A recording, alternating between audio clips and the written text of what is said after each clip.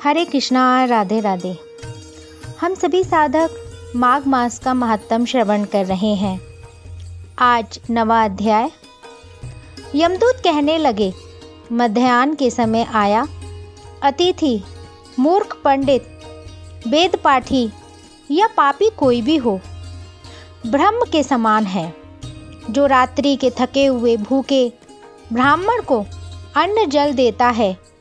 मध्याह्न के समय जिसके घर आता हुआ अतिथि निराश नहीं जाता, वह स्वर्ग का वासी होता है। अतिथि बराबर कोई धन संपत्ति तथा हित नहीं है। बहुत से राजा और मुनि अतिथि सत्कार से ब्रह्मलोक को प्राप्त हुए हैं। जो एक समय आलस्य से भी अतिथि को भोजन करा दे, वह यम द्वार नहीं देखता। केसरी ध्वज से बवस्तव देव ने कहा था कि जो कोई इस कर्म भूमि मृत्यु लोक से स्वर्ग लोक जाने की इच्छा रखता हो, वह अन्न का दान करे। दूत कहता है कि यमराज कहते हैं, अन्न के बराबर दूसरा और कोई दान नहीं है। जो गर्मियों में जल, सर्दी में ईंधन और सदैव अन्न का दान करते हैं, वह कभी यम के दुख नहीं उठाते। जो अपने लिए किए हुए पापों का प्रायश्चित करता है, वह नरक को नहीं देखता, और प्रायश्चित न करने वाला मनुष्य नरक में जाता है। जो काया, वाचा और मन से किए हुए पापों का प्रायश्चित करता है, वह देव और गंधर्वों से शोभित स्वर्गलोक को प्राप्त होता है।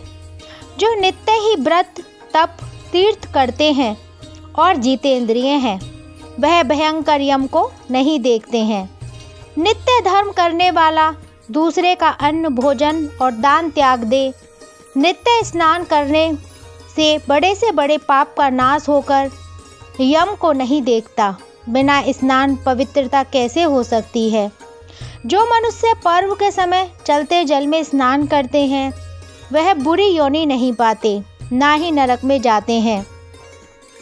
माघ मास में प्रातः स्नान करने वाले मनुष्य को नियम पूर्वक तिल, पात्र और तिल कमल का दान करना चाहिए।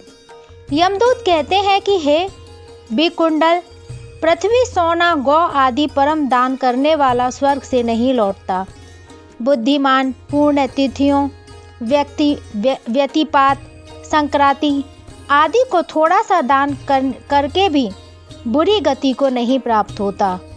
सत्यवादी, मौन रहने वाला, मीठा बोलने वाला, क्षमाशील, नीतिवान, किसी की निंदा न करने वाला, सब प्राणियों पर दया करने वाला, पराये धन को तृण के समान समझने वाला मनुष्य कभी नरक को नहीं भोगता।